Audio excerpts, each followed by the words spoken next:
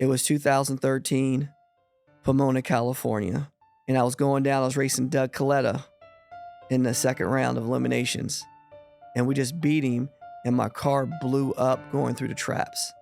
And when it blew up, it had some shrapnel from the engine. One of the rear tires came off the rim, took off the rear wing of our cars. We had a wing that actually, it keeps our car on the ground. When it took that wing out, I was doing probably about 318 miles an hour at that point in the racetrack. And it made my car go airborne. Every time you see blue sky and then you actually see the starting line, when I literally slid all the way down the racetrack on fire and everything else, and I slid into the sand trap. That's what slowed the car down. And I saw all this stuff around me. I never forget that day. When I opened my eyes, I was like, Lord, have mercy. I said, am I still alive? Because I didn't see nothing. It was just white and cloudy.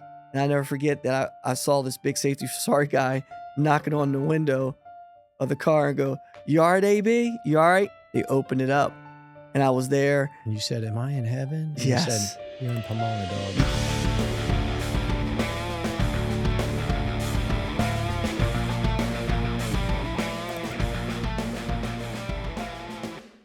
Today's guest is one of the most accomplished and inspiring figures in American motorsports, a trailblazer who made history on and off the track. Antron Brown became the first black driver to win an American Auto Racing Championship in 2012, breaking barriers and setting new standards for excellence in NHRA drag racing. He went on to win 2 more titles in 2015 and 16, and after more than 2 decades as a driver for hire, Antron took the bold leap in team ownership in 2022, building a thriving organization that now manages multi-million-dollar sponsorships and employs over 20 people. Last November, Antron clinched his 4th NHRA championship, his first as both driver and team owner, cementing his legacy as one of the sport's most respected competitors and leaders. Raised in rural New Jersey, hence the Septic, right? Antron grew up working in his family's septic tank business and racing dirt bikes on the weekends. He turned down an opportunity to try out for the U.S. Olympic track team to chase his dream of racing professionally. So you're fast on your feet too. Yes, just a little bit. Were you like a 100 meter, 200 meter? What Yep, was your 100 race? meter, 200 meter, and then indoor, I specialize in the 55, which is the 60 meter now. That's the true sprint. Yes. And I did clock a time. I'm about to say, what were you clocked at? I went a 6.27 in a 55 meter indoor, what ranked me #1 in the country in college. You could have took Usain Bolt. No, he had that top end speed. I get him for the first 50 meters. If you look at his races, the first 60, take him. But it's that stride. I mean, what was he, like 6'3"? Like he's at 6'3" in that leg frequency. He's got the same leg frequency as you, but he covers another 2 feet. 2 feet, yeah. It was crazy to watch. All right, so turn down an opportunity for the U.S. Olympic track team to chase his dream of racing professionally, a decision that changed the trajectory of his life forever. Antron, welcome to the Matthews Mentality Podcast. You grew up in rural New Jersey. We were talking as a cold open, as they say, about your family's septic tank business. We already covered what that is for the city slickers who's like, what's septic? But what did those early days of working in the family business, being out there 12, 13 years old and working in an industry that I think, again, no judgment, like people are like, I don't want to be in that industry. What did that teach you? I think the one thing that it taught me is that, no matter what you choose to do in life, you know what I mean?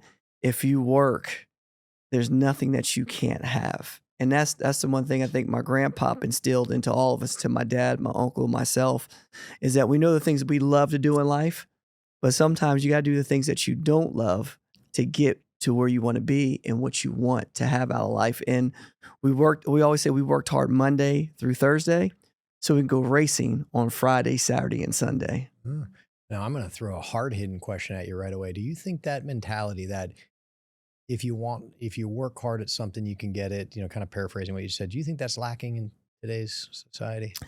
For sure. And I see it because, I see it in my kids. Because one thing I think that we do in today's society, and I could see it, like I knew how I grew up. I had a lot of good things, but I had to work for what I want, where I could see it from my kids. I gave them what I wish I had easier. You follow what I mean? Like like when I grew up, it's like I knew, like I saw my friends, like I sacrificed, and I just gave my kids what I wish I had when I was a kid, but I see where it benefits me now. Because I used to see my kids ride past my house on their bicycle, like my friends. My friends used to ride past the house, and they're going to go play at Gary's or Brian's house or whoever else's house. And I say, I gotta work. Like, I gotta work. And then I remember forget, like, my family used to tell me, oh, you could work after dinner, after work's over. Well, I'm worn out. I found a way to go to play because now I was worn out and beat up, but my friends got to play all day. And I always say, I'm not gonna let my kids do that. I'm gonna let my kids be a kid and be a child. But now they're behind the curveball that I was when I was their age because they don't understand, like, you got to put the time in. And they just think that it's going to happen. And now they're seeing that it's not going to happen. They're just learning that life lesson I learned when I was 12 to 16 years old. They're learning at 21 where I feel they should already had it. My fault. Clean and septic tanks. Well, I was going to ask you, my follow-up question was, why do you think kind of culturally or social as a society, we've gotten away from that? You know, if you want something, you got to go work at it. But you touched on one thing is parenting. We talked about this at breakfast. Is like you want to give kids the things that real or imagined you felt like you didn't have in life, but you know, in the process, you take away the one thing you did, which is adversity. Or in your case, in addition to adversity, like that kind of foundation of hard work. Like, I feel like it's also maybe culturally being messaged at kind of a broader level. Like, do you think that has something to do with maybe younger people being less inclined to come into a 22-year-old professional setting here and racing and, you know, very quickly say, well, here's what I want, like that entitlement culture? Do you think that's also being messaged, you know, at a higher level? I think what happens is that when you're seeing the younger generation looking at somebody that's already accomplished, like they could even look at you, look at myself, or you see somebody else that's in their space where they think they should be at. The problem is they don't want to know how or why. What they want to know is, how can I be there now? They're not worried about the journey. They don't see the years of struggle. They don't see the grind that went on. They don't think about the nights where you go, man, how am I gonna make payroll? Like, you know, prime example, I never forget, I was working on owning my first car dealership, right? Which I haven't done that yet. And my son, in his mindset, he goes, Dad, I want to be a billionaire one day. I'm like, that's great ambition, son.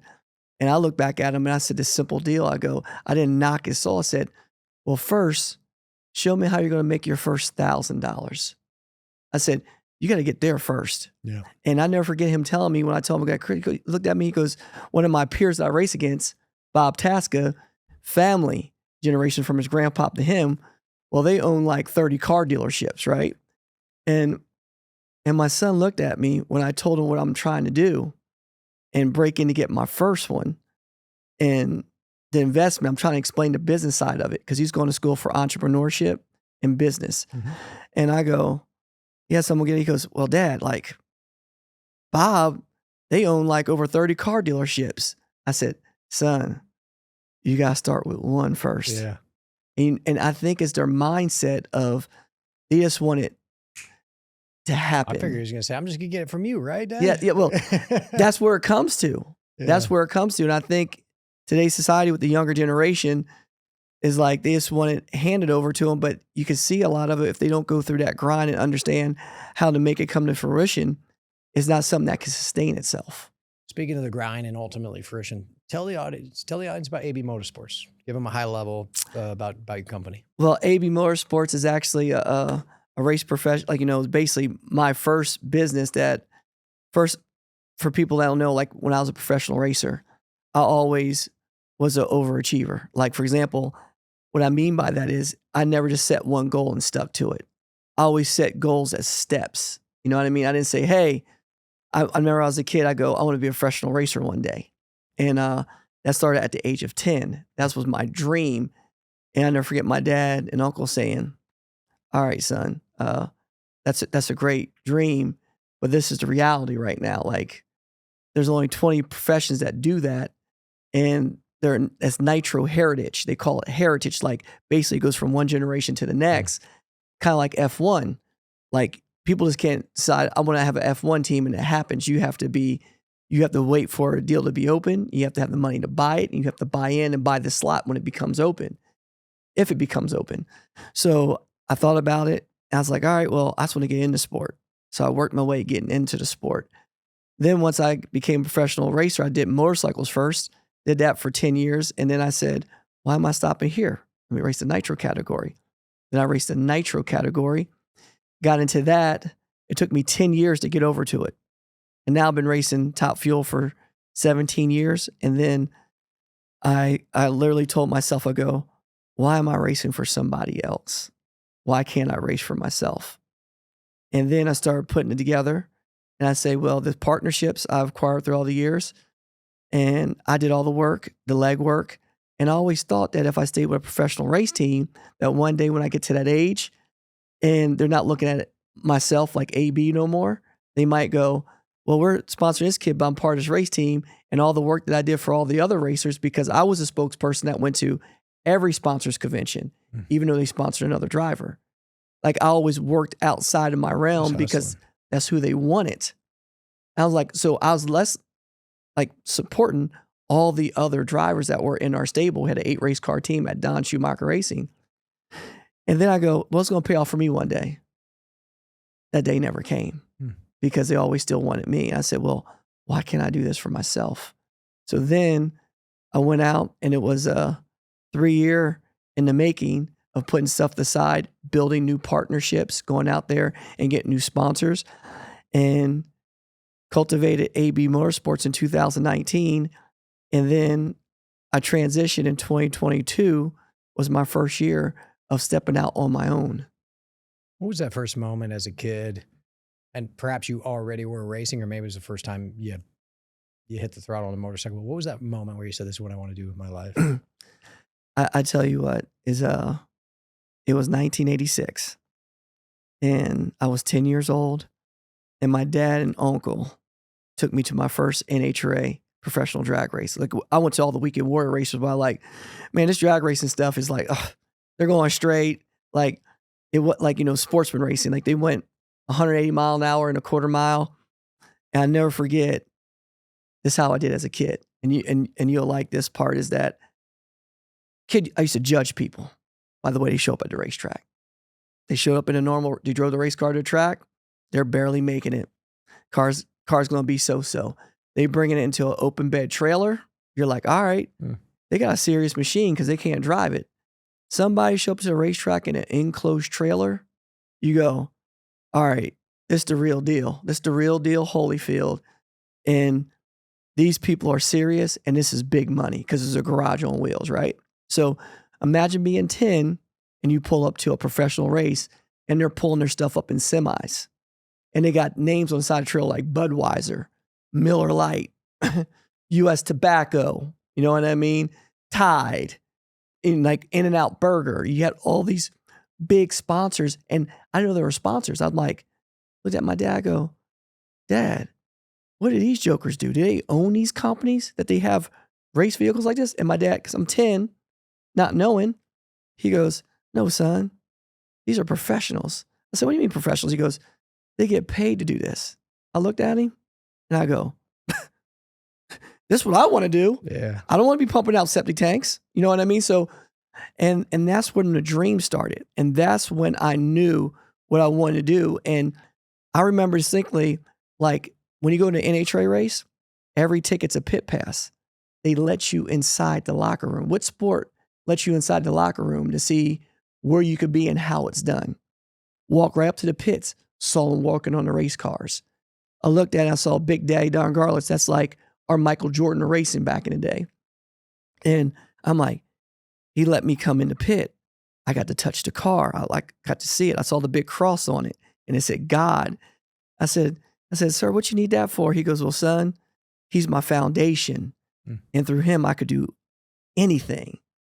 And to this day, that's why I still wear my bracelet, Philippians 4:13, that I could do all things through Christ who strengthens me. And I learned that, and I saw that day. And from that day, that's where I got my hope. And that's when my dream started.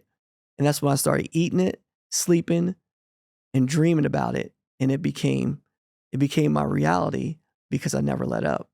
That was the moment you fell in love in the sense, this is what I want to do for a living. Your introduction came early in that through your dad and your uncle. And if I'm not mistaken, they did some drag racing or whatever. Oh, yes. Share with us a funny story or something you remember about being a young kid and seeing your dad or uncle just ripping it on the track. Oh, the funniest thing is that my dad and uncle were racing before I was born, and they were in it hardcore. That's all they ate, slept, and dreamed about, and that's what they wanted to do. And I could tell you one of the funniest stories where, as a kid, I was about 10 years old, 12 years old, and my claim to fame was they had me like polishing a race vehicle, waxing it, cleaning it, doing a tire pressure. That was my jam. Like in the stage lane, I got to check the tire pressure, say, it's good to go, Unc, it's good to go, Dad, y'all good to go. And I checked the wheelie bar settings for them and stuff like that. And then at the end of the beginning of the race and the end of the race was my funnest time because I got to sit in the race car while they winched it out the trailer because we had an enclosed trailer and nobody could fit. I was a small fry, you know what I mean? I was skinny, really small, and I'm the only one that could fit and open the door and get through the crack that was only like 8 inches wide to get in the car.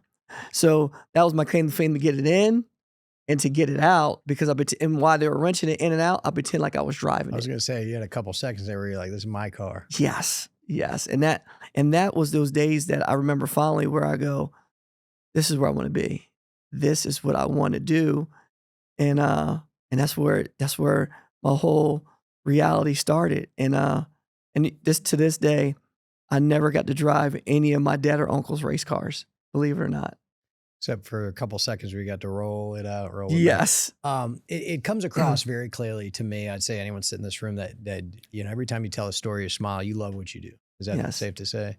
And you know that saying like, hey, find something you love to do in life. You'll never work a day in your life. Do you feel like you've ever worked a day in your life? No. Not until you're a business owner. No. The business side puts a whole different perspective. When I was just a driver, I tell you what, is that I loved everything. Like, the only thing that ever beats you up in anything that we do, for sure, I'm on the road for about 200 days out of a year. So it's a travel. Tough. It's a travel. But besides that, like I wake up every morning when I went to the racetrack, and that was my space. That was my office. And when I was in there, it felt like it was nothing that I couldn't do. Nothing. 200 days is a lot. That's probably more than baseball. And I put baseball up there as like 81 games on the road. Yeah. But 200 days is a lot. That's got to wear on you. You love racing. You know, we make jokes about being a business owner, but the 200 days is real. But kind of getting back to when you could have qualified or tried out for the U.S. Olympic team. Was there ever a moment where, even though you loved racing, you really were like, should I be doing this or should I do something else? In hindsight, like when I ran those times that was quick enough to go to just run like in the preliminaries and the trials and different stuff like that, because you got to go through all that whole seeding process to get there. You got to go through all that stuff. But man, I tell you what, is that I love any form of competition, like any form. I mean, I could tell you're a super competitive guy because you wouldn't be where you're at. You get what I mean? So for me, I was just like, man, when in college, that was my jam in college. And I just didn't realize that I could excel like that, because when I was in high school sports, we all practice.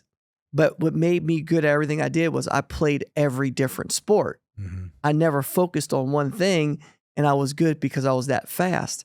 And in college, I finally saw for the first time when you focus. Specialization, yeah. And then when you train, like you put the work in. And college is where I learned, really not college, but when I raced motocross, I learned where you had to put the work in. You had to ride the mountain bikes. You had to train. You had to do the weight strength training. Then you rode the road bike. And then you run laps and you put the work in. The motocross at the high level that I did. But then when I was in college, it really showed me where you had to wake up 4 a.m. in the morning, get your track practice in. Had to be at track practice at 5:45. You get your work in before you go to school during the day. Then at the end of the day, you had strength training. Then the next day you have pull work.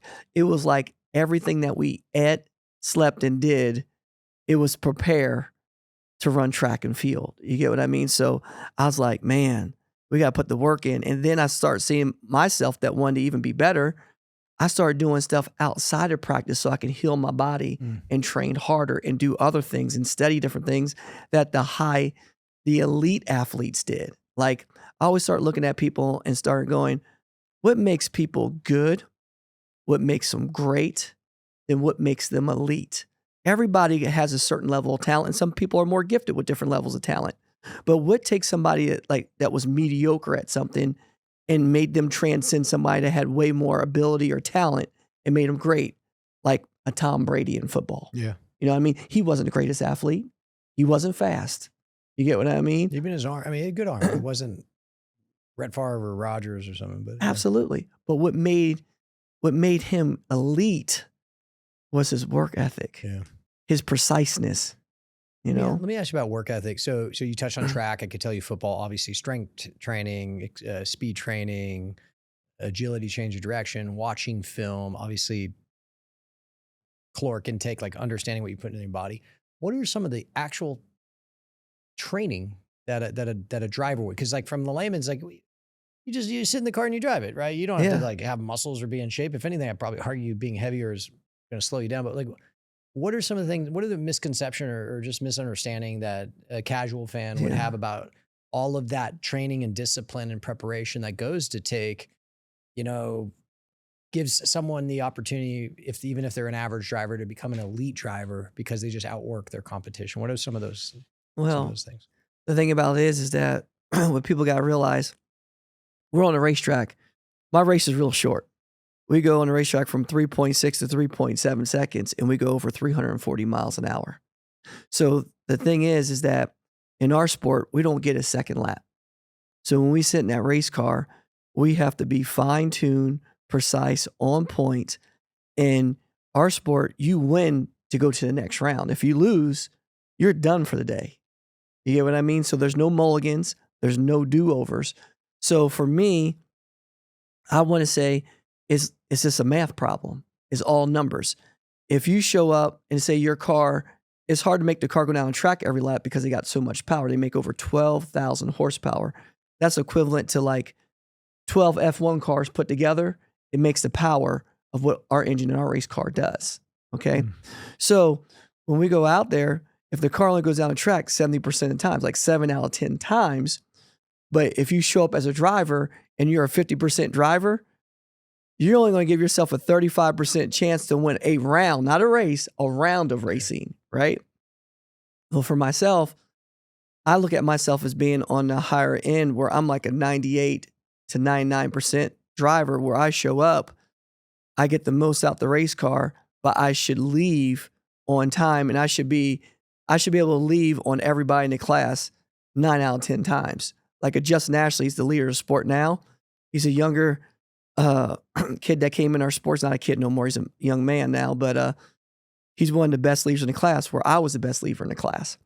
So when you bring that 99% and the car goes down the track 70% of the time, now you're going to be one of those people that's going to win 65 to 68% chance where our car goes down the track 80% of the time. I'm going to even win more. And when our car goes to a 90% car, which nobody has that in our sport, now you're going to win like every round you show up. You're going to win 8 out of 10 times. So for me, by us doing that, that's why we have so much success, is because if I'm physically in good shape, what that breeds is that gives you mental confidence, which gives you emotional confidence. And then when you sit in that car, you just feel that you could take on anything. And when you bring that to the table, that's when you become elite. It gives you mental clarity too. What is a top driver in drag? But like, what is a top driver? What could they earn? It all depends on the level of it. Top drivers can earn when you're a driver year in the millions of dollars.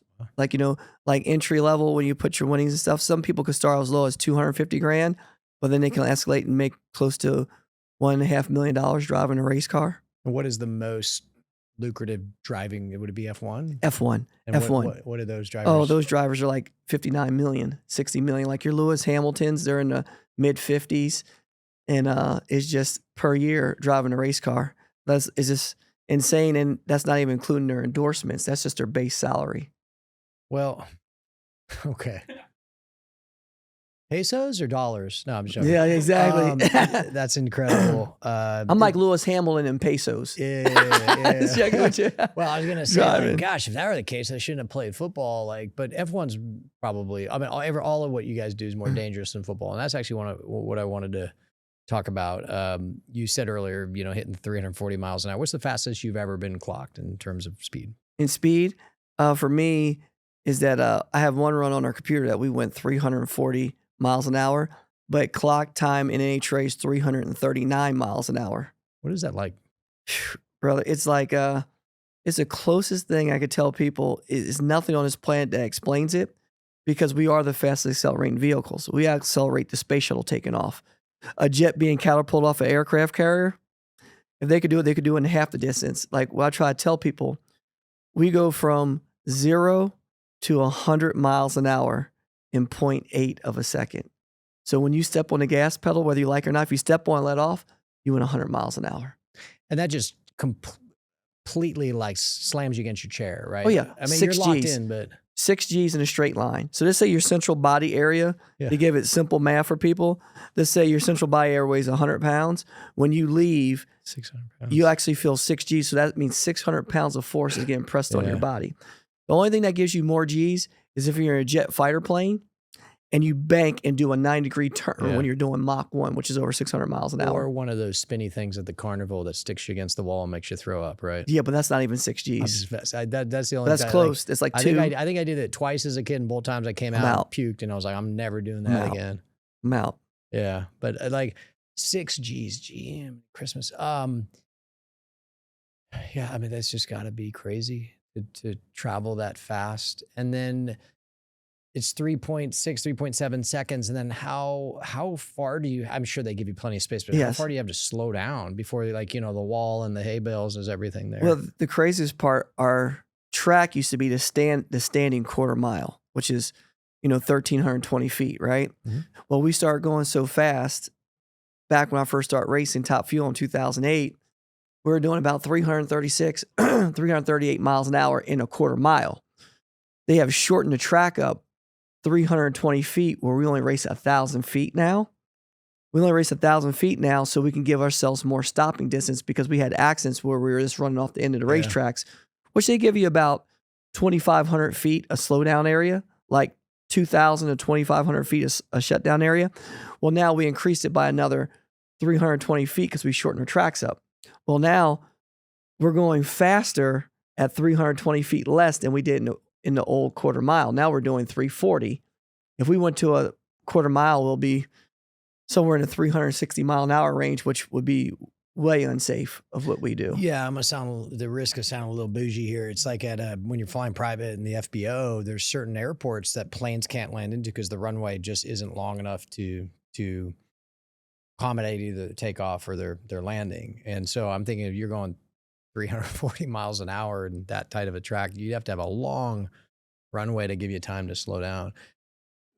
If I sat in a car today, I have no experience racing, but if I sat in a car, I know my stomach would be in my throat, not just because of the G's. Like, I would be so nervous going through my head, probably all the bad things that could happen, because it's not a natural position for a human to put themselves in. Did you feel that the first time you did it? Yeah, because I was around the sport so much. And when I sat in that car, I felt that I was prepared for it because I did the necessary steps. I did the race cars that are the alcohol dragsters, which is a class below. Well, they're like a second slower. I was like, all right, well, this can't be much different. So it was an easy into the pool. Yeah, like into the deep end. Like you do it smart. You know what I mean? You just don't jump in it, because these vehicles are not toys. And you can see a lot of people that come from classes and jump in these cars that shouldn't, crashed them in their first time driving them because they didn't know where they were at. You know what I mean? It's like me. You want to do a progression. It's like saying, it's like saying driving a Top Fuel car and you just drove like a normal bracket car like my dad and uncle did. It's like literally saying, all right, well, I'm going to be a running back in freshman football, but now I'm going to go run through the front line in NFL. Yeah. You're going to get hurt. Plain and simple. Plain is And we've seen it over and over again. And the first time I sat in it, I stepped in the gas. I had blackout spots where I said, I don't remember seeing a 60-foot clock cone, because they got cones every so many increments down the racetrack. And I go, man, because what you got to remember, we travel a football field length per second, because our track is 3 football fields, right? To 1,000 foot, like 330 feet, 330 feet, 330 feet. So we do that per second. So you go, I'm like, I'm at 300 feet. I'm like, where did that come from? And I'm like, So when you first sat in that chair, now I understand you didn't just go from like driving your car to church to, driving to drag racing, but did you feel anything, or were you just cool as a cucumber? I don't know what it is. I think that's my superpower. That's my gift that God gives me, where I kind of focus where I'm at in that moment. I don't think about the whole picture. I think that's what makes people get nervous in life, is when they think about the whole job that they have to do and stay focused on each increment as they go. So I was focused on every increment I did. Like, I focused on all the steps I had to do. And then when I got to the starting line, I focused on staging the car. And then when the starting mechanism lit up and I knew it was time to go, and I hit the gas and dropped the handbrake, then I went, then my body went to, oh my God, what have I just done? Like, but I didn't think about any of that stuff, because you're always nervous because you don't know what to expect. But once I start focused on the things that I need to do, I'm going to do them and execute them. And then once it happened, after the run was over, that's when all the adrenaline rushed in. I went, oh my God, that was ridiculous. That was stupid. That was stupid fast. That was not fast, but quick, because I went from here to there and it didn't even feel like it was humanly possible. And I was like, I'm all right. And I never forget the guys coming down from the race team to go, AB, how was it? And I'm just like, I'm quiet, because I just went through trauma. I felt like I was in a car. I feel like I was in a car accident, but I survived. Like, I didn't get hit, but I was in a car accident. I got hit in the back by a semi truck, because that's how I felt. It went boom. It hits you so hard like that when it took off. I'm like, I'm all right. I'm still here. Everything's good. And you didn't hear those sirens after your first race. So you said, I'm still here. Oh, no. I never forget when I told people to go explain it. I said, I learned real quick after that, if you ever drive a top fuel car, make sure you're wearing them black Nike Pro, like tight biker shorts. Compression shorts. Don't wear no whitey tights, because you ain't going to like what's inside of them once you hit it. That's funny. What is the most dangerous moment of your career? Probably, where you didn't get out of the car like in shock because it was so wild. It was like, if you even got out of the car, you were in shock because you came so close to having something really bad happen. Man, not even it did happen. It was 2013, Pomona, California, our first race of the year. Matter of fact, we just came off of winning our first championship in 2012. And we came out, and I was going down. I was racing Doug Coletta in the second round of eliminations. And we just beat him, and my car blew up going through the traps. And when it blew up, it had some shrapnel from the engine, took out the rear tires. The rear tires came off. One of the rear tires came off the rim, took off the rear wing of our cars. We had a wing that actually, it keeps our car on the ground. Yeah. It's a much more effective spoiler. Yes. Because the way it works, the way the wind goes over, it actually puts downward pressure to keep the tires on the... Keeps it on the ground, puts downforce on it. Yeah. When it took that wing out, I was doing probably about 318 miles an hour at that point in the racetrack. Still won the race. I went through the finish line sliding, and it made my car go airborne. Yeah. I went airborne. And every time you see blue sky and then you actually see the starting line, because the starting line is in the opposite direction, I did a somersault in the air. Yeah. And then I was airborne at over 300 miles an hour, and then my parachutes did not come out because the car transitioned backwards. So, and then I hit the wall at that speed backwards, which is the most rigidest part of the chassis. I messed my back up like harsh. I never knew that you could bruise your vertebrae where they almost feel like they're fused together. and messed up my knee where I had to have knee surgery later on. I didn't get knee surgery to the end of the year. I actually finished the whole race season with a bad knee. It was only my clutch leg, so I could get through it. It wasn't like I had to work the throttle. And I never forget that that when I literally slid all the way down the racetrack on fire and everything else, and I slid into the sand trap. That's what slowed the car down. And I saw all this stuff around me. I never forget that day. I opened my eyes. I was like, Lord, have mercy. I said, am I still alive? Because I didn't see nothing. It was just white and cloudy. I was like, what happened? And I never forget that I saw this big safety sorry guy knocking on the window of the car and go, you all right, AB? You all right? And he got that's the first year we drove with an enclosed driver compartment. They opened it up and I was there. And you said, am I in heaven? And Yes. you said, you're in Pomona, dog. Yes, he did. Yes. And I looked at him, and this is the most craziest part. I just survived the accident. I get out the car. It's a pea gravel trap, which they call the sand trap. So you can hardly stand because it's very loose and fluffy, made for the car to slow down in. And this guy is saving my life, and he can't even stand up in it. So he trips and falls on me as I'm getting out the car. And he's like twice the size of me. And I'm holding him up. I said, Daddy-o, I just survived the accident. I said, I can't even hardly stand. I'm holding you up. Yeah. Like, you know what I mean? So it was very surreal, but that scared me because that was the first time in my life where I thought to myself, I'm going, I don't know if I want to do this anymore. That's what I was going to ask. Did you question, like, ignorance is bliss, right? And until you really, again, this is, you tell me if I'm wrong, but as a racer, as a race car driver, until you really have that really bad accident, you probably, is ignorance is bliss. Like, you're not really truly aware as viscerally as you were in that moment. Was there moments after that where you're like, yeah, you know what, maybe I shouldn't be doing this? Oh, no. We had a race the very next weekend in Phoenix, Arizona. And I remember going to that race and I was scared. And what I mean by scared was I was thinking about the same thing happening again. And I hit a bump. Phoenix was a very bumpy racetrack, and I hit a bump in the racetrack, and that's what the car felt like when it blew up. It went pop. It went boom, like, and it hit hard. And when I hit that bump, I let off the gas pedal. I stopped. It wasn't qualifying. I never forget my crew chief goes, it's okay, AB. It's all right. Just do what you need to do.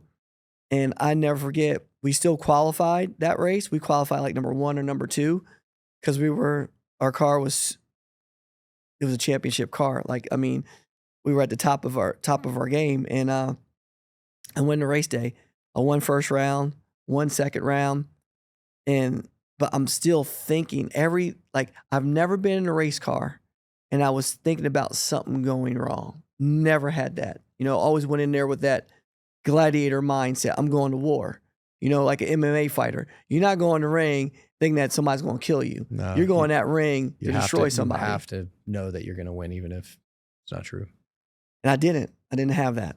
Didn't have it. And that's when I think that was my first trial in my race career where I had some growing to do. I was in a very uncomfortable position, and I lost in the semifinals to Tony Schumacher, who was like one of the most dominant racers out there.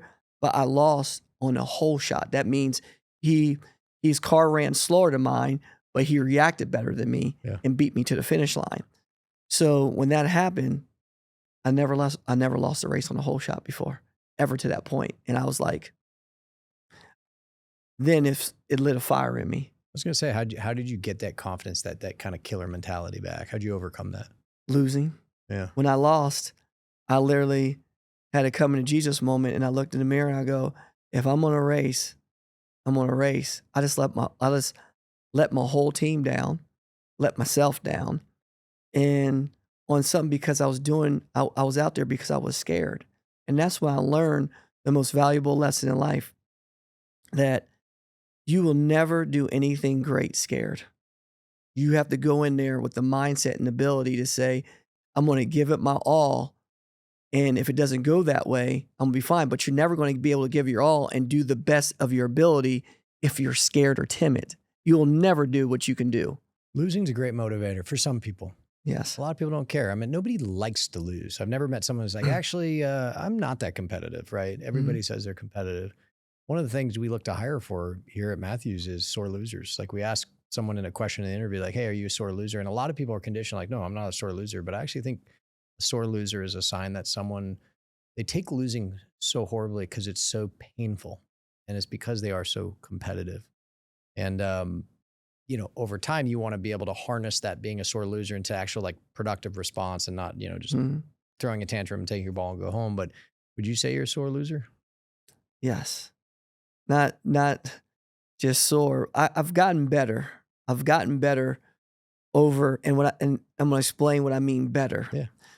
Before I used to I didn't get out the car and she was pissed off, like I didn't throw my helmet, did nothing, like never did that.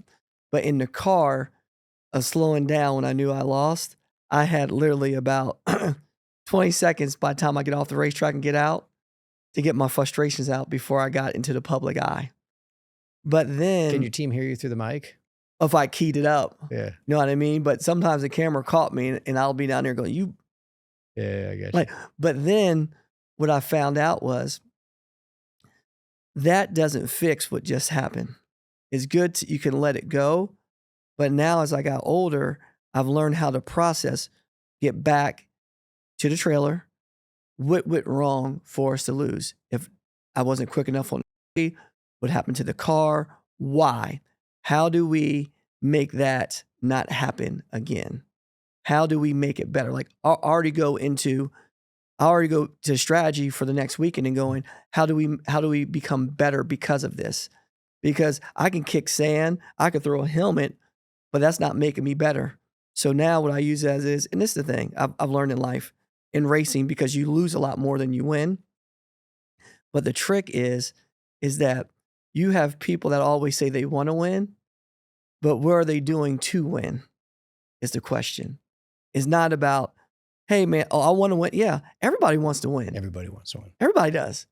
But what work are you putting in to be better the next time you come out? And as soon as I lose, I'm going to work. I'm going to work harder. Even when we win, I find out our shortcomings where we almost lost, even though we won.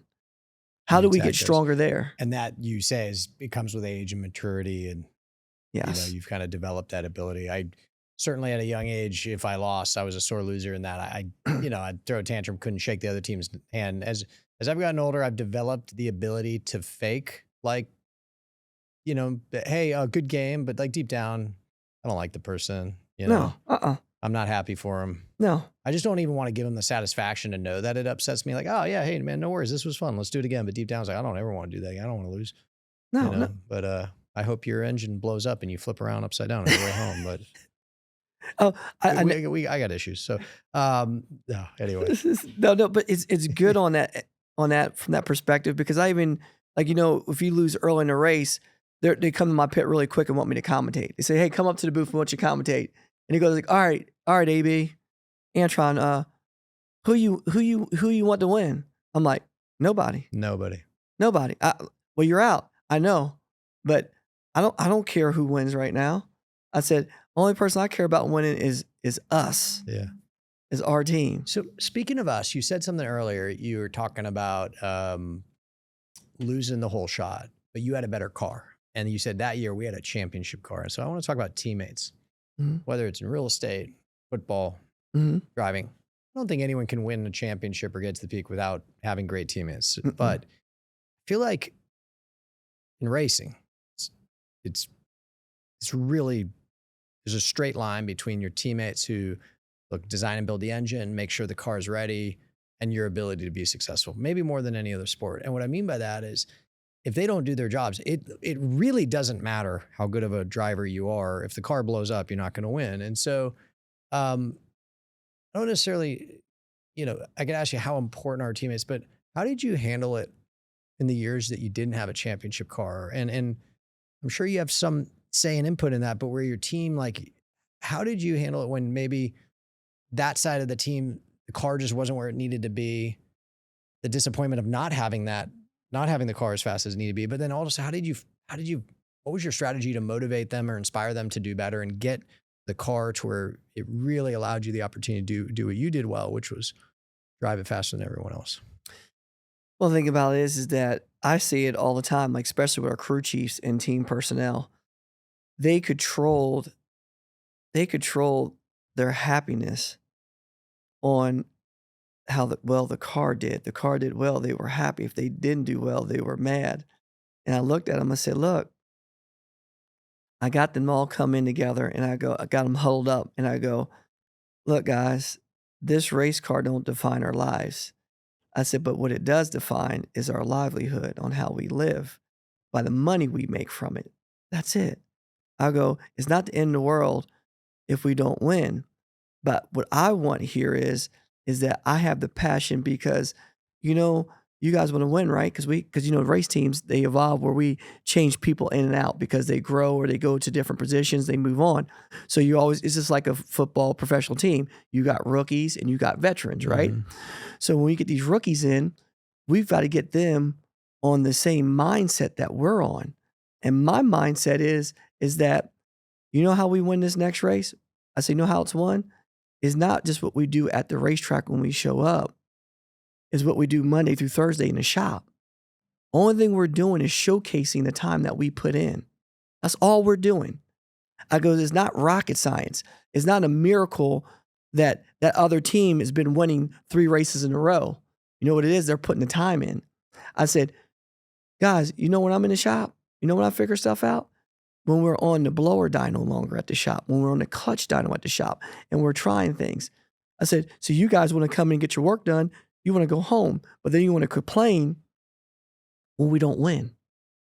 Well, this is how we win. Mm-hmm. And then I said, follow my lead. I said, when you see me go home, I know work's over at 5, but if I'm working on a project, I don't leave sometimes till 10, 11, 12 o'clock at night.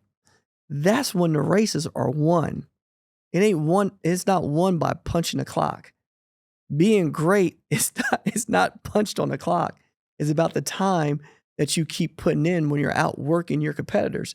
And I said, and for us to get to where they're at and then get beyond them, we've got to go double time. We got to put Kobe time in. And someone will go like, what do you mean Kobe time? I said, you ever see that when he did the Olympics, when they actually talked about his regime and his other players saw what he did? Them truckers were coming to practice, and that trucker already had ice on his knees because he already practiced that morning.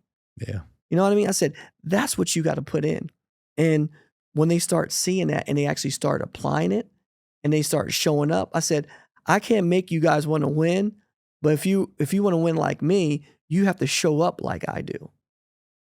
What's a story, something that happened at the track that people wouldn't believe happening, something crazy, that throughout your career? All right. The most, you want to talk about the crazy story? Our first championship that we have ever won, right? Now think about this. You're a dominant team, okay? We've won all year long. We haven't, so to give you everybody that haven't ever been to a drag race, our races work like a Sweet 16 basketball tournament. Like when you're at the Sweet 16. Mm-hmm. We might have 20 cars that show up, but only 16 qualify to race on Sunday. Number 1 races your 16 seed, 2 races 15, all the way down to 8 races 9 first round. Whoever wins those rounds on those brackets go down to the next round, down to 8, down to 4, down to 2 to your winner, whoever wins out of that one, right? Mm-hmm. So this year, we destroyed it all year long. We didn't even lose first round at one race. We got the championship, but we do a reset where they take all your points away. And that year, if we don't do a reset, do the old school deal where you run all the races for a championship, we could have sat out the last 2 races or 3 races on the championship, but we reset the points. So then we're in first place. We had the first 2 good countdown races. We won. We got the points lead still, with the points reset. And then we had, we did good the next race. I think we won the 3rd race too. We won the 3rd race. Then the 4th race, I forget, we had a mishap. We lost down to the final 4. But another car that was in this championship got runner-up at all these races. So they're really still tight to us because they're runner-up. The last 2 races, all we need to do is win 1 round of racing, and we win the championship. We qualified like number 1 or 2. We lost first round because of input shaft. the drive shaft that drives the car, it broke going down the racetrack. Way out front, broke. Lose first round. Next race, we come up, and this is when like the faith kicks in. You know what I mean? Because you think that you're so dominant, and you find out how you're not so dominant. We go out there. The command module, no, not command module. That didn't break at that time. It actually broke off the fuel lines off the race car. It blew off. It just blew apart. And I'm way out front. Car leans out, backfires, pops, catches on fire, and I stop on the racetrack. Another car rolls past us and wins first round. All we had to do is win that first round. Just win first round. That's it. Championship's over. We lose. Tony Schumacher is still in the race. He's the only one that could beat us. But he has to go to the final and win the race to win. You know, I'm like, all right, well, he's got to make it to the final. Like all the people around us and like all of our guys are nervous because it's our first championship. My crew chiefs are all messed up because they want to win this championship. And I was like, you know what? If it's in the good Lord's will, this was what meant to be. If it's not our year, it's not meant our year. Because you got to remember, I've been racing for a long time at this point, and I've lost a lot of championships and finished second. A lot. In motorcycle and in top fuel. I never forget my left-hand guy, Ted, that handles all of our partnerships and sponsorships. And he's not a faith-driven person. You know what I mean? And that's his prerogative. And he looked at me, he goes, AB, man, I can't believe his anxiety's kicking in. He's sweating. He's more nervous than me. And I'm the one. And Tony goes to the final. He's in the final round. Brandon Bernstein, you got to race Brandon. His car's dominant. And I looked at everybody I brought him around and said, look, guys, my crew chief's all upset. Everybody's upset. I go, because they knew that Tony was going to win this race. I said, look, you know what? I believe this is the good Lord's way to let us all know that he's always in control. No matter how dominant we are or how great we think we are or whatever it is. I said, this is like David beating Goliath. And I said, you guys got to relax. I said, if it's our time, it's our time. If not, we got to go back to work. And I was just calm. And I never forget the starting mechanism, the tree came down. Brandon took off. Tony had a great light. And he said, Tony Schumacher got a great light. I'm like, oh, Lord, because Brandon at the time wasn't a great lever. And he said, but Brandon has even a better light. And then Tony got beat on a hole shot by Brandon Bernstein in the final. And we win the championship. And I look on everybody's face, they're crying, all that. And I never forget looking at Ted's deal. And he looked at me, his eyes lit up. He was like, I said, brother, God just wanted us all to know that he's going to show us how he's going to win for us. And it was the funniest part on his face because he looked at me like this, just startled. And I think that day there was the day where he started believing. Good for him. Any sabotage that goes down in these? You ever like, you see some of the racing movies more like F1 and like, they'll do something to some other car. Any crazy stories about you caught someone in your garage late at night? No, the thing about an R sport is... Any rumors you want to spread about your competition? No. It's nothing out there. It's just that you got some teams that will do whatever it takes to win. You know what I mean? And they got that mentality instead of putting the work in. They want the shortcut. So you got some teams that push the gray areas and not gray areas. They just cheat. It's just what it is. They call it gray areas, but they're cheating. But that's just how it is. You know what I mean? And no, never saw anybody that come over and sabotage nothing. Like our stuff's always locked up anyway. Like all of our stuff goes in. It's not an open garage. Our stuff goes back in a trailer under lock and key all the time. We never had nobody break in. But we have had some fans before while we're literally working on a race car and we have stuff in the back like a cylinder head that's probably worth about $7,000 that's fully put together. They were sitting there, just got done being washed because they're part of the service. Mm-hmm. And we turned around and they were gone. And fans were running with them through the parking lot before. Oof. Yeah, but it's nature of the beast. You got it locked up. I just heard a story. You hear about the heist of jewels at the Louvre in Paris? You hear about this? They some jewel thieves stole these incredible jewels, and I just heard this morning that they broke in because the security system at the Louvre, the password was Louvre. So hopefully you guys had some good passwords on those $7,000 cylinder heads. Oh, we got a lot of stuff. We probably carry about $1 million+ plus dollars of parts and equipment with us at the racetrack at all times. So you got to have them under lock and key. Yeah, have some good insurance too.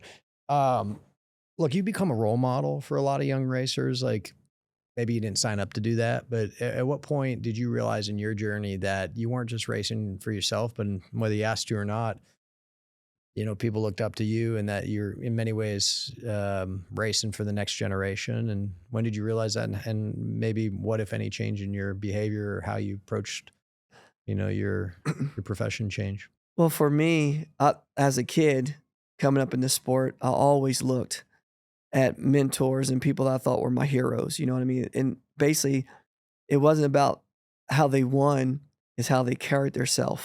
You know what I mean? Like, I looked at him like, man, he's a good dude because he works, he puts the work in. You know what I mean? And then also, he gives time to people. You know, that's one thing about our sports is a people sport. So for me, is like I know that I'm carrying that torch now, and it's up to me to give that back. And when I see the kids come up, and I could be some inspiration for them, no matter what walk of life they come from, because I started off as an inner city kid, then I grew up the majority of my life in the country. You know what I mean? So I know from every aspect of life where I still have family members that grew up in the inner city in Trenton, New Jersey, to where I grew up in Chesterfield out in the country, been to Philly, New York, and I resonate with all the crowd. And this is the most critical part that I always tell people. And it's just a moral value that is so not taken these days. And that value is to truly treat people how you wanted to be treated, how you want to be treated. Like, think about it. It's so simple. We all learn that as kids growing up, right? But how many of us actually do that? The golden rule. You know what I mean? I heard a new golden rule. You want to hear it? What's that? Because I grew up, sounds like you grew up, treat people the way you'd want to be treated. I think my sister told me this. And she said, no, there's a new one. And I go, what's that? She says, treat people better than you'd want to be treated. Treat people the way you want them to treat you. And she said, no, the new one is treat people better than you would want them to treat you. I thought that was pretty good. That's right on point, because how many people actually do that? I've seen people in my profession, what I do, they will walk past people, all I have to do is give them 5 seconds and they have no time for them unless that person can do something for them. Yeah. You always see that. Yeah, not a lot of selflessness in this like world. I don't care how you see people, what person walks up. I don't care what you look like, where you come from, and they'll come to me and we'll have a conversation, because I've learned so much from different conversations I have with different people in my life from every walk of life. And it's been amazing. I met Jim Gennard, who was the owner of Oakley, the sunglass company that, you know, they sold out. But Jim will walk up to you in a pair of Walmart overalls, and he was a billionaire. You know what I mean? He walk up to you with a cigar, pair of Walmart overalls, and he had his Oakley shoes on. That, of course, that was his business. You know what I mean? And I didn't even know who he was. I was like, man, what's going on? He goes, how you doing, AB? I'm like, doing good. He goes, and we talked for like literally 20 minutes. And then I said, man, what's your name, buddy? He goes, oh, I'm Jim Gennard, owner of Oakley. I'm like, nice to meet you. Like, yeah.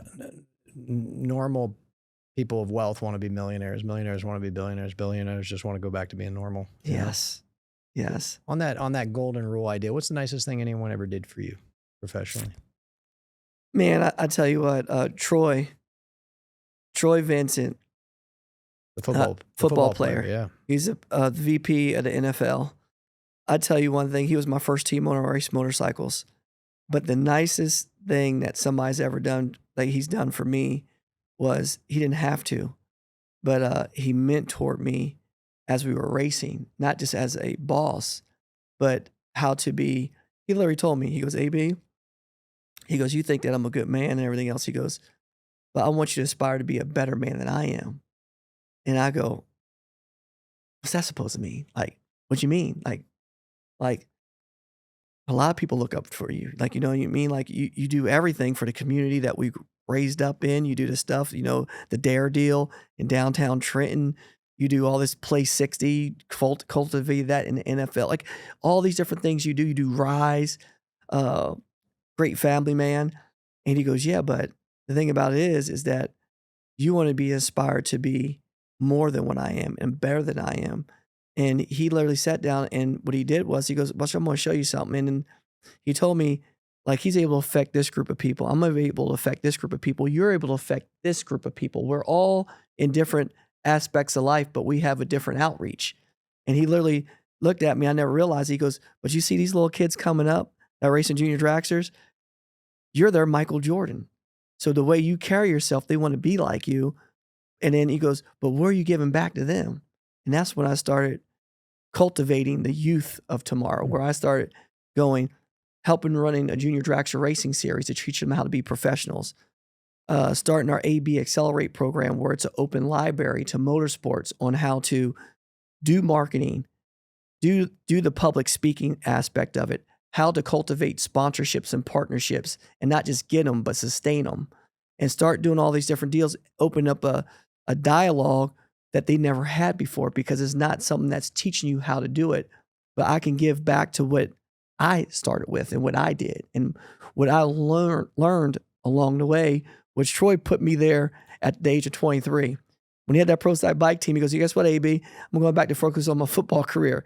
This is yours. This is the payment per month you're going to pay me. And this is what you need to make it happen. And you have to figure out your budget and figure out where you're going to get the money from." I'm like, "What?" Like I said, "Brother, you are the sponsor." He goes, "I know." He goes, "But you got to go out and find them."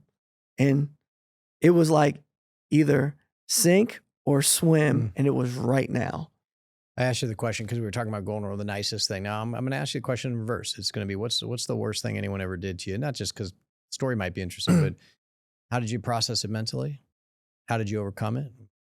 How did it change you? I think the worst thing I believe that's ever happened to me, of course it was in the sport of drag racing, is when I wanted to go out on my own and do the business that I'm in right now. And my old team owner, Don Schumacher, who he is, to put it bluntly, he's just a cutthroat business guy, plain and simple is what he is. And it's business to Don. It's not personal. You can walk out the office and go outside on the street. There's one way to do business. And then I was up front with him and told him what I wanted to do. I'm not a type of person that's going to do something behind somebody's back. And I said, "Well, Don, we've got 2 years left on this Matco contract. And after the end of this deal, I'm going to go off on my own and do my own race team." And I never forget, it was like yesterday. We sat in a business room with the sponsors and their partners. And Don goes, "All right, okay." He goes, "Antron, it's going to be hard. You don't have the backing to do this. What's going to happen when a sponsorship check might be late for 2 months or a month, and you got to pay payroll. You got to keep things floating. How are you going to make that happen?" He goes, "I just don't think you can do it. You just need to stay here with me and race with me." And I said, "No, Don, what I'm working on is that I know you're not going to be doing this forever. So what's the legacy after this? Like, who's going to carry the torch and help these teams grow?" And we went back and forth for 6 months. And I never forget that day. I never felt so demoralized in my life one time. We sat in a business meeting, and he goes in there talking about it, and even with the main sponsor that I had. And he said right in front of me, cold-blooded, he looked the president of Matco Tools in the face with me in the room and literally said, "I know you guys, want to back Antron because, Matco Tools, you got to think of it from a business perspective. They cultivate people to be business owners, tell you could be a mobile franchise store owner and take people out of the rural house and make them owners. And they have over 1,800 franchises across the country. So with me owning my own team, that's me following the same suit, right?" And he goes, "Antron ain't going to be able to do this." And he was going there like he was supposed to go on this meeting to be on my team. You know what I mean? I said, "Well, Don, I'll still buy parts and pieces from you. I'll rent out your shop. I'll be on my own race team." And lucky, you have to prepare for everything. Just so happened that day, I just got done with a meeting with some of my financial people and different stuff like that, where I already had to have a performer together, business plan for everything. And he said that in front of him, and I reached in my backpack, and I had to look at him first time. and go, Don, you're wrong. And I can. And I laid out on the table in front of him and all the hierarchy at Mako. And I said, this is my performa, and this is my numbers, and this is my partnerships that I already have signed, because he didn't know the partnerships I already had signed. And that was the waking up moment where I go, man, if I wasn't prepared in that meeting that day, I might not be sitting in front of you today as a team owner. Because that right there would have made me, or it could very as much broke me if I wasn't prepared for that opportunity. It gets back to what you talked earlier about preparation, Yes. right? Because preparing a plan and being ready for anything, it sounds like you didn't necessarily think Don would say those things, certainly not in that manner, but it speaks to the value of preparation. But I will say Don probably did you a solid that day. He really gave you a gift, and this gift of even more motivation. Because so many, you hear it all the time, the Super Bowl winner or race car drivers, like everybody doubted us, even when actually they were like the prohibitive favorite from the beginning of the year. It's like nobody doubted you. But when you have doubters, especially when someone is as direct as like, you will not be able to do this, he will not be able to do that. I assume that provided you tremendous motivation, maybe even to this day. It pushed me. That was my fuel that drove me. And then after I had my first year of owning my own team, Don came back to me, because we never had a bad relationship at all. You know, I mean, I looked up to Don. I mean, he's a successful business entrepreneur. And I looked at him, and he looked at me and goes, Antron, if anybody could do it, I knew you could do it. He goes, but if you couldn't handle what I was putting you through, he goes, you wouldn't make it. And he goes, I know you had hard times, but you made it through because of what I put you through.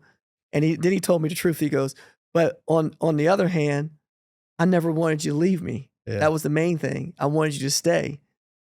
But I learned that I had to let you go. And that right there was the blessing in disguise, where he could just told me that from the forefront. You know what I mean? Spoken like a true egomaniac, he made it about himself. Like, hey, I did this for you. Yes. I mean, you wouldn't have made it if I didn't do that thing for you. Yes, right? absolutely. And that's probably what makes him successful. God bless him. You talked about motivations. Like, the last question for you is 2 parts. What drove you? What motivated you in those teens, 20 year, early 20s when you got into the sport? And how has that evolved to where you are today? And what drives you today? And how is that different? I mean, I guess the one thing that's really pushed me, I guess, is just at the end of the day, I've just learned from my family, from their humble beginnings. You know what I mean? And I saw how they worked, and he never stopped. And the most crucial thing I could tell you is that my uncle still works to this day, and my grandpa was the same way. They were, like we talked about, they were in the septic tank business. There's nothing glorious about that. They don't sit in a high-rise building. They don't have a fancy shop. They don't. But the thing about it is that it was, what I learned and picked up from them was the attitude that they had. You know what I mean? And there was never a bad day. You know what I mean? Like they were grateful for what they had. And I learned from my grandpa, he modeled success off of his happiness. It wasn't the money he made. Like he had plenty of toys. You get what I mean? He made plenty of money. Yeah. Okay. And but the thing about it was, he goes, but I'm happy. And he goes, I could provide for my family. And he taught my uncle and my dad work ethic, and he enjoyed what he did. He goes, it wasn't pump out the septic tanks. He goes, but every job he went to, he met a new person and built new relationships. Mm-hmm. And he became the relationship guy. Everybody knew who Albert Brown was. Everybody knew who he was. And then I took upon that, and I saw that. And no matter every walk of life that I did to where I'm at today, when I worked at a hardware store, so I couldn't work at the family business because a college store, and they had to work at something at nighttime. I went from being a stock boy to being an outdoor salesman in 2 weeks. I wasn't even trying to be an outdoor salesman. I just needed a job. And they saw the way I handled myself, the way I talked to people, and the way I did my job. Like, people don't realize, like, they need to have integrity, because doing the right thing when nobody's watching, but when you think nobody's watching, they really are watching you. You know what I mean? Just like when we walked in here and you checked out You checked out the guy's socks and see what color socks he had on. Well, he had white socks on the other day. So. He had white socks on the other day, right? Poor kid. Right? But think about it is, people don't realize somebody of your stature was paying attention to that detail. Just trying to make them better. See? And for me, when I was in that hardware store, you know, I had a job where I had to sweep up. It was a big building material store. It wasn't just a hardware store. They sold concrete, lumber, and everything else, and doors and windows. So this was before Lowe's and Home Depots. And I was sweeping up the floor, but I was moving the shelves out the way and getting the junk behind it that was all behind it. And then somebody was in the aisle, a lady needed a hand. I stopped and helped her and explained how it was done. And the guy was watching, was like, this kid ain't no stock boy. And I never forget, I went from making $5.25 an hour to literally making $10.85 an hour. And then I got paid bonus commissions, and I was part-time, and I was making more money than the top sales guys of that company that worked there full-time. Because of the way I handle and talk to people. And we're in a little Italian neighborhood where I learned how to speak a little bit Italian. And all the people that were Italian came in there. They didn't call me Antron. They called me Andros because they couldn't pronounce my name right. But they wanted to speak to me, and they only wanted me to sell to them because they trust me. And it was like unreal. And that was just all about the way I carried myself, my attitude, and also the way I treated people. And I moved up in 2 weeks. 2 weeks. I wasn't even looking to move up. I didn't even knew that was even an option. Amazing how quick success can come when you show up early, you have great enthusiasm. Yes. You do your job well. What about today? Like, you know, when you think about how you approach your profession today and in terms of I don't say giving back, but motivations, like what drives you today and above and beyond what drove you at 20 years old? I think what drives me today is pushing the limit and finding out where is the limit? Like where does it end? It doesn't end. Only time it ends is when you stop creating here. You know what I mean? It's like, I never thought that I would own my own race team. Now I'm about to own my own race shop and my first commercial property. I never knew I was going to own a CNC and fab business. You get what I mean? Mm-hmm. It's like, now it's starting to spread out. And I found out probably about 10 years ago that we all put limits on ourselves. And that's not how it's supposed to be. And I learned that when you get comfortable with being uncomfortable, your growth potential is unlimited. Yeah. Like you can go anywhere and do anything. And it also, like, your trajectory of growth depends on the people you surround yourself with. And I'm telling you, I've learned real quick. My team, I employ, I don't have a lot of employees yet. I employ about a little bit over 20 people. But the thing about it is, I remember where I only employed 8. And as you grow, it's so crucial to have people that want to go the same direction you're going. And if you have one person, and I'm telling you, I mean, you have one person that brings negativity into the fold, it is a cancer that you have to cut out quick. So true. I was with an old coach of mine at USC, and he reminded me of this thing we did. Pete Carroll, if you know the name. Yes, I know Pete. So yes. He had us go to the Coliseum at like midnight one night. Like, hey, a team has to meet at the Coliseum, the stadium we play at midnight on like a Friday night. We're like, what's going on? Gets the whole team in the middle of the field. Lights are on. There's no one in the stadium. It's eerily silent. I mean, it's at the time, 100,000 seat stadium. And he's like, okay, you 5 people over there, you 5 people over there. And he actually had got the LA Fire Department to give us this giant rope, like a big rope. And it was a tug of war. It was maybe 10 and 10. And the rest of the team just watched, and they did this big tug of war battle. And like neither side, they had picked the teams ahead of time. Neither side could really get the rope to move. So neither side could win. And after about a minute, he's like, all right, stop. He's like, all right, now you 10, I want you to go to this side. So there's 20 on this side. Pull the rope. super easy. He goes, when you guys pull in the same direction,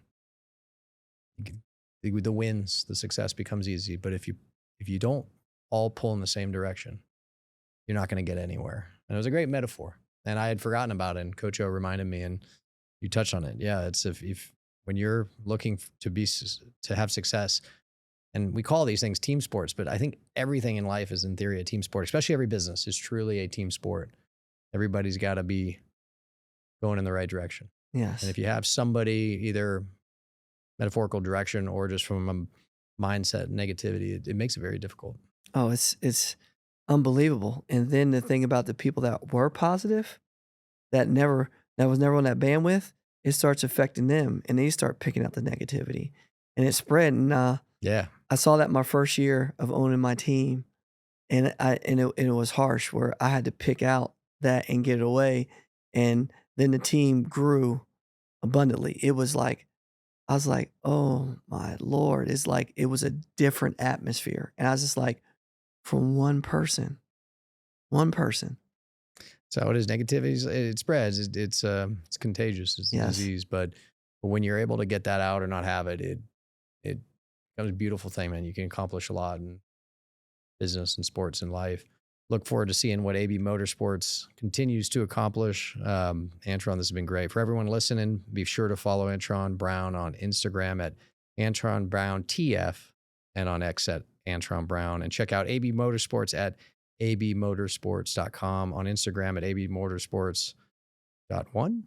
Yes. .1. And X at AB Motorsports 1. Where can we watch the races? Like what time, what channel? What time? You could always watch us on show. No, actually on Fox. Yeah. Fox. So we're on Fox Network, and then we also have our rebroadcasts on our shows on FS1. Okay. We have one more race left to the end of this season. It's Pomona, California. Pomona. Yes, Pomona. Yeah. Not heaven. Huh? Remember when you got the accident in Pomona? It was white everywhere, and you said, "Oh my God, am I alive?" Yes. That was. I don't want to do those no more. I'm good. I had about 4 accidents like that in my span in my career, and no, you're good. You survived. Yes. We're still here. In Pomona, when is it? Pomona is the weekend of November. I think it's like the 13th and 14th. Is that not this weekend coming, but the next weekend? And these will be on Fox Sport or Fox Network, middle of the day. This Fox Network. We're usually they actually have us like we're lead-ins or lead-outs from football games, or is a NASCAR race and then we're on, but NASCAR's over, so we'll be the only motorsport left that's going to be on. We'll get in on that action. And if you found value in this episode, don't forget to follow me on X, Instagram, TikTok, and LinkedIn. Just search Kyle Matthews CEO and catch more inspiring conversations on the Matthews Mentality Podcast. Wherever you listen, Antron, has been great. Appreciate it. Thanks for coming to town. No, thanks for having me on too. I really appreciate all the insights that you share too. It's all good. I enjoyed our breakfast. This was great, and good luck in Pomona. Yeah, thank you. Yeah.